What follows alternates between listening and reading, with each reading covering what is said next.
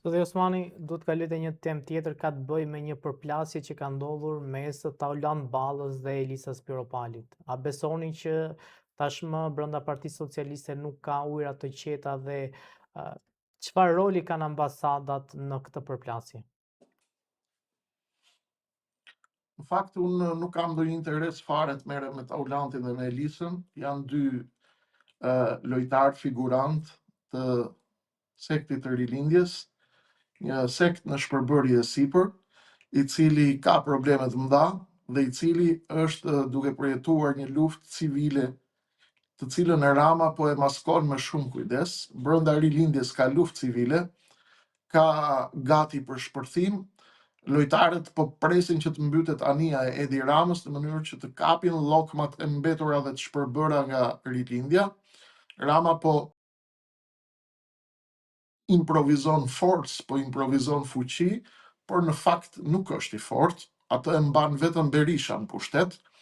Është kombinimi i tij perfekt me Berishën, i cili ka nevojë për Ramën dhe Rama ka nevojë për Berishën.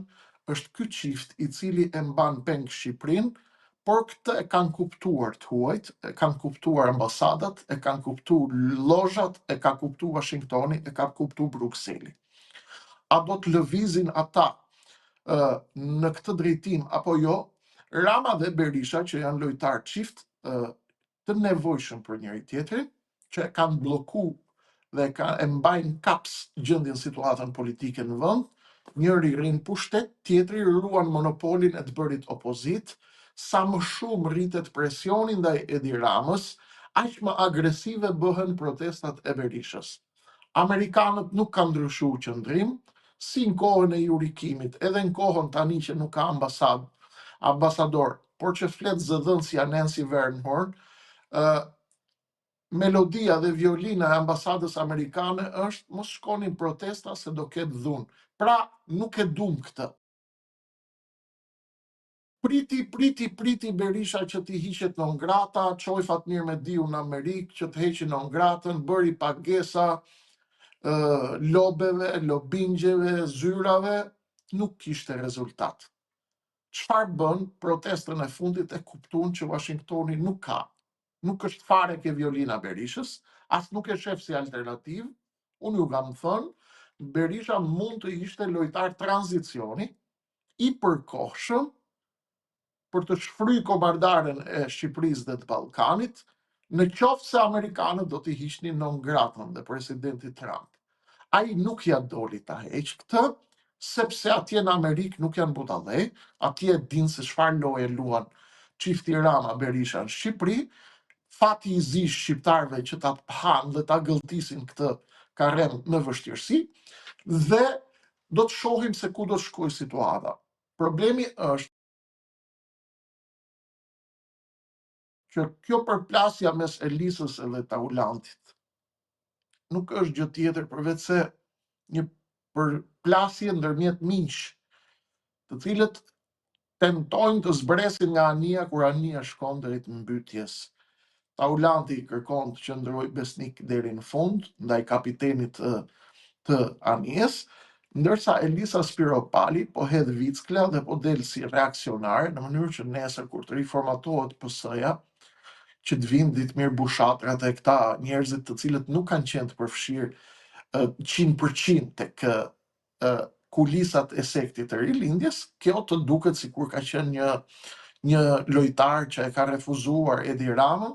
Në fakt, ajo prej kohës kur u emëruke doganat, ku s'kishte bluzë me vesh, e deri tani që është bërë si Miss Albania, me lloj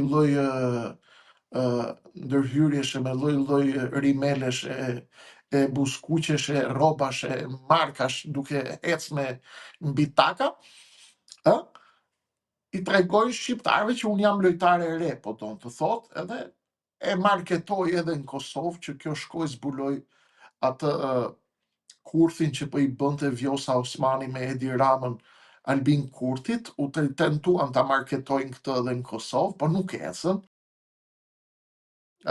Nuk ecën sepse vllaznitë në Kosovë, vllaznia në Kosovë janë të mirë, e kuptojnë mirë politikën.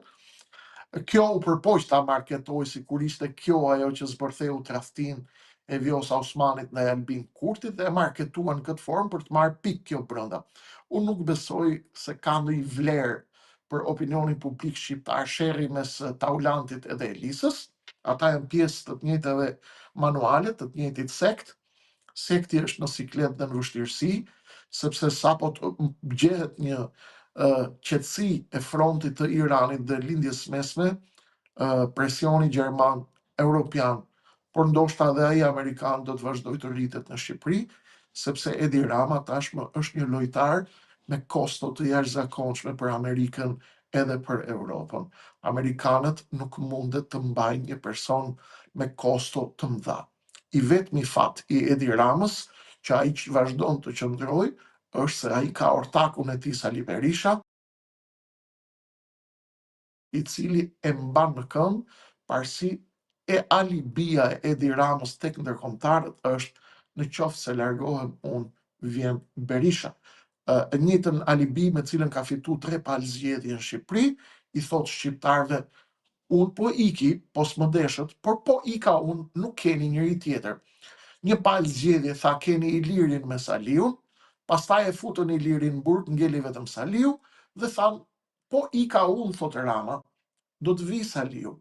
Saliu nuk e gëzon konsensusin e popullit opozitar, Saliu gëzon konsensusin e atyre njerëzve që i nxjerr aty në shesh, të cilët janë heroj për mua, sepse duhet protestuar në këtë vend, por unë nuk dal protestoj sepse Saliu ka një agjend që nuk lidhet me rrëzimin e Edi Ramës, por lidhet me garancinë dhe garantimin e pushtetit të Edi Ramës, fatkeqësisht. Kam bërë përpjekje titanike për t'i bindur popullin opozitar dhe miqtë e mi, vëllezërit e mi në opozit me cilët unë kam dalë në çdo protest për 13 vite. I flas çdo natë dhe u tregoj skemat që ata përdorin. Doli i relaksuar, hedhin molotov dhe dje pa shumë të relaksuar zotin Luciano Boçi bashkë me Arber Maznikun, duke bërë reformën territoriale, janë të relaksuar, merren vesh për gjitha bashkë, siç u morën vesh për kodin zgjedhor në 2008, nuk lejojnë askënd të hyjë në lojë pa miratimin e dyshës Rama Berisha. Shkatërohet çdo njeri i cili tenton të hyjë në politikë pa miratimin e tyre. Ne me Lëvizjen Adheu jemi të vendosur për të qëndruar jashtë kësaj loje, edhe nëse do të duhet të mos jemi kurrë pjesëmarrës në lojën politike të Shqipërisë, por do të jemi aty për historinë, për t'i treguar shqiptarëve që ky popull nuk ishte i gjithë i degeneruar, i shitur dhe i kapur nga loja e vjetër politike e Tiranës. Edi Rama është bërë kosto e madhe për politikën e Washingtonit, është kosto për Europën, sido që të duan, sido që të përpiqen, nuk e mbajnë dot, edhe sikur të duan, sepse në qoftë se do të vazhdoj të qëndroj, më gjatë se sa prilli, maj, maksimumi qershori, shqiptarët do ta kuptojnë që ka një hipokrizi të faktorit ndërkombëtar, qoftë europianëve, qoftë amerikanëve, të cilët e mbajnë këtë klasë politike ordinere, hajdute, anti-shqiptare, cila e ka shpopulluar këtë vend, godet çdo ditë pa mshirë interesat tona strategjike kombëtare, dhe deri tek jeta e nxirr e qytetarëve shqiptar, të cilët nuk po dinë më nga t'ja mbajnë dhe arratisën. Sot ka dalë ministrja e shëndetësisë dhe ka thënë nuk kemi më mundësi të bëjmë analizat në spital, skandaloze, e turpshme, e neveritshme. Nuk kemi më lek, tha, t'i bëjmë të smurve në QSTU, t'u bëjmë analizat falas. Deri në 20 prill keni analiza, pastaj do t'i çojnë ke privati, ke kasapi, se kanë laboratorët e vet, kanë bizneset e veta dhe duan t'i therrin shqiptarët. Ata janë bashk, punojnë bashk, funksionojnë bashk. Ministrja e Shëndetësisë është oligarke, njeri i oligarkut të shëndetësisë, të cilin Berisha nuk e përmend asnjëherë me gojë, ka qenë rektore e Universitetit të Klodian Allajbeut, multimiliarderit oligark i cili ka marrë koncesione qindra miliona eurosh. Ministrja e Shëndetësisë është mikesha e ngushtë e familjes së Edi Ramës dhe mikesha e ngushtë e familjes së Sali Berishës, e bija e Valtete Salës, koka dhe drejtuesja e Fondacionit Soros në Shqipëri prej vitit 92, 93, 94, mikesh e ngushtë e familjes Berisha dhe mikesh e ngushtë e familjes Rama dhe mikesh e ngushtë produkt i oligarkut Klodian Allajbeu, pronar i disa spitaleve private dhe e bizneseve multimilionshë, i cili është aratisur dhe qëndron jashtë Shqipërisë. Valdete Sala, e ëma e Ministrës Shëndetësisë, që doli sot me paturpsi dhe tha nuk ka më analiza për shqiptarët, ka qenë njëri i afërt me të dyja familjet, ata janë bashkë. Ne do t'ja themi këtë shqiptarëve me gjitha kostot që mban kjo detyrë. Ne do t'ja qerrim maskat atyre. Zoti Osmani, kam dhe i pyetje të fundit. Ditën e sotme është vendosur nga gjykata kushtetuese e Kosovës që të rrëzojë dekretin e Vjosa Osmanit lidhur me zgjedhjet për presidentin e ardhshëm. A ishte kjo një fitore, zotit Kurti, dhe si e shikoni të ardhmen e politikës në Kosovë? Gjykata tha se vendimi i Osmanit për mos shkuarjen e zgjedhje ishte jo kushtetues prap. Vendimi i Osmanit për të shkuar në zgjedhje ishte jo kushtetues. Çfarë ndodh sipas kushtetutës dhe ligjit të zgjedhjeve në Kosovë, zgjedhjet duhet të përcaktohen brenda afatit caktuar. Tani çfarë do të ndodh? Roli i presidentes Vjosa Osmani është në pozicion përplasje tashmë me Albin Kurtin. Unë mendoja që në të mirën e Kosovës dhe të stabilitetit Kosovës ishte që të mos kishte zgjedhjet parakohshme, sepse këto zgjedhjet nuk i bëjnë mirë Kosovës kaq shpesh.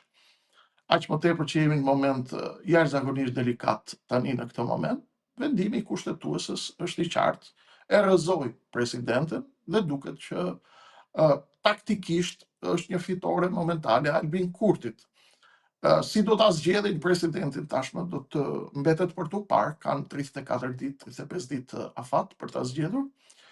Do ketë debate brenda, do ketë përplasje të reja brenda Kosovës dhe do të shohim se si do të shkojë.